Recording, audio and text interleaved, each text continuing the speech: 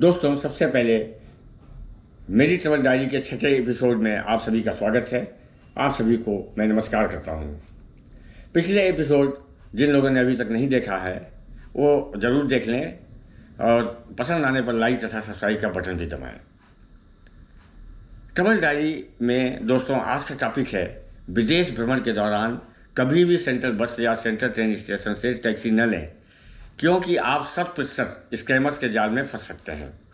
और यदि आपका जीपीएस काम नहीं कर रहा है या आपका इंटरनेट नहीं चल रहा है या इंटरनेट से टैक्सी नहीं कर पा रहे हैं, आप बिल्कुल उस शहर में नए हैं, कुछ भी नहीं जानते हैं और आपके पास इतना लगेज है जिसे देखकर कोई भी यह अंदाज़ा लगा ले कि इतने सामान के साथ यह आदमी 500 मीटर क्या 20 मीटर भी नहीं चल पाएगा बिना ट्रॉली के, तो निश्चित जान लीजिए कि आप इन टैक्सी स्कैमर के जाल में फंसने वाले हैं यदि आपने इनसे टैक्सी ली। तो दोस्तों लीजिए आज इसी टॉपिक से संबंधित सर्बिया की राजधानी बेलग्रेड की दो घटनाएं सुनिए।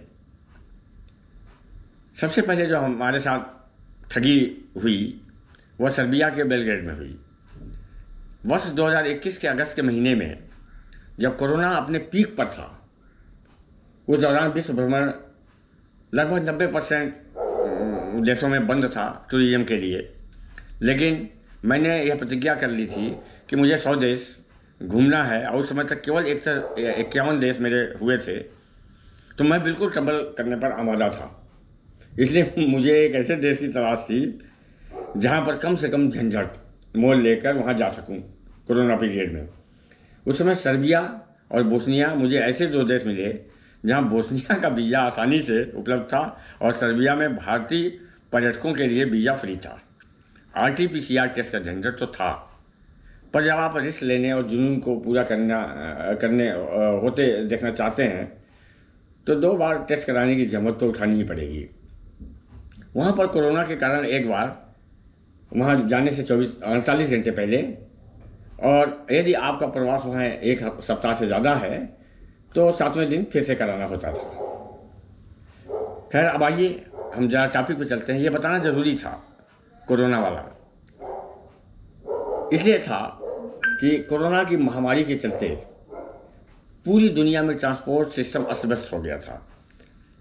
हमें 2 बार बेलग्रेड के सेंट्रल बस स्टैंड पर ठगा गया, एक बार बिना सामान के और दूसरी बार सामान के साथ। जब हम बोस्निया की राजधानी साराजेवो से बेलग्रेड 26 अगस्त को पहुंचे तो हमने कोरोना की जांच से बचने के लिए एयरपोर्ट के झंझट को छोड़कर सीधे साराजेवो की टैक्सी $300 में बुक कर ली और बेलग्रेड पहुंच गए। वो हमें फ्लाइट से जाने से सस्ता ही मिला और रास्ते में काफ़ी मनोहारी दृश्य भी देखने को मिले। लेकिन बस स्टैंड वाली घटना पहली तब घटी जब हम सर्बिया के दूसरे सबसे बड़े शहर नोवी सैड डे ट्रिप में गए थे और वहाँ से शाम को वापस लौट के आए। जाते समय तो हम पैदल ही गए थे, क्योंकि 1.2 किलोमीटर पैदल की दूरी थी बस स्टैंड की। लेकिन जब नोवी सैड से आए शाम को तो मेरे पत्नी जी के पैर में हल्की सी मोच आ जाने से हमने बस स्टेशन से मीटर वाली टैक्सी ढूंढी। टैक्सी रूट से मेरा होटल 2 किलोमीटर था। जो मिनिमम टैक्सी का किराया था वो €2 से शुरू होता था और 60.60 बढ़ता जाता था। तो मुझे लगा कि €3 के आसपास बिल आएगा, क्योंकि पिछले 5 दिन में शहर के जितने टूरिस्ट स्थल थे उनको घूमने के लिए हमने जो टैक्सी ली उनका किराया लगभग €3 से €5 के बीच आया था। टैक्सी में बैठते ही उसने हमें मीटर और पैसे की रीडिंग दिखाई और ले भी गया सही रास्ते से, इसलिए हमने ज़्यादा ध्यान नहीं दिया। पर गाड़ी जब भी रेड लाइट पर रुकती थी वो जाने किया नीचे झुक करके कुछ करता रहता था। पर जब हम होटल के पोर्च में पहुंचे और उसने हमें मीटर दिखाया तो हमारे तो होश ही उड़ गए। बिल €23 का था।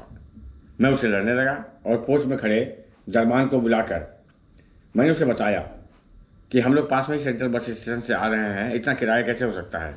इसी बीच टैक्सी ड्राइवर लोकल भाषा में दरबान से कुछ बोला जो हमारे समझ में नहीं आया।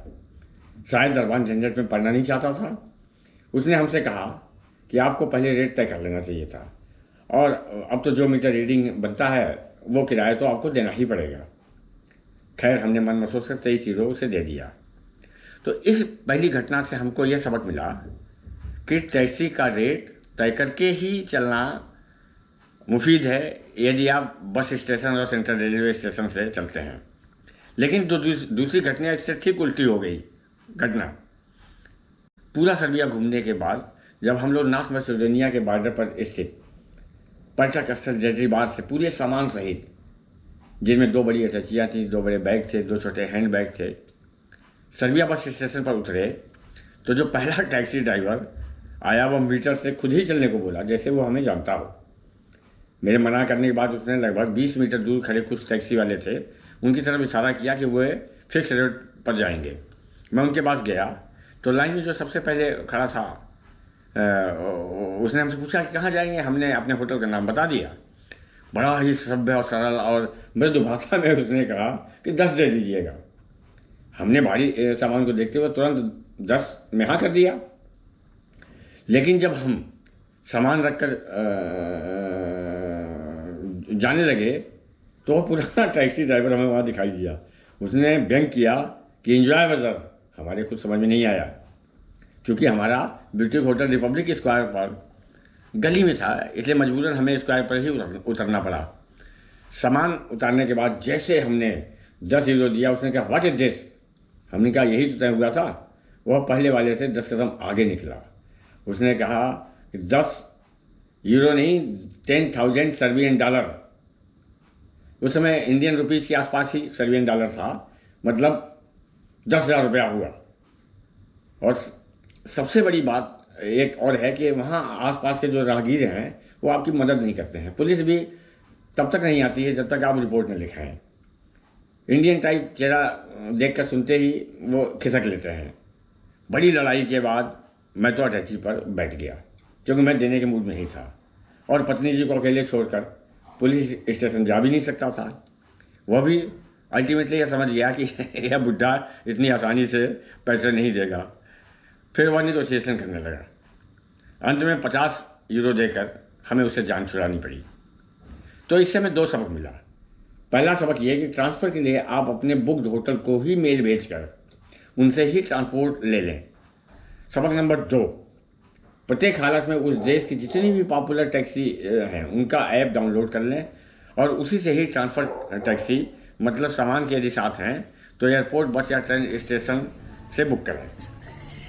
दोस्तों, आपको यह वीडियो कैसा लगा? अगर पसंद आया तो लाइक और सब्सक्राइब का बटन अवश्य दबाएं। अगले एपिसोड में हम आपको एक नया कार्यक्रम दिखाएंगे जिसमें मेरे साथ विदेशी मेहमान के रूप में डिफरेंट पेट्स, जिसमें डॉग्स और कैट शामिल होंगी, वो दिखाएंगे।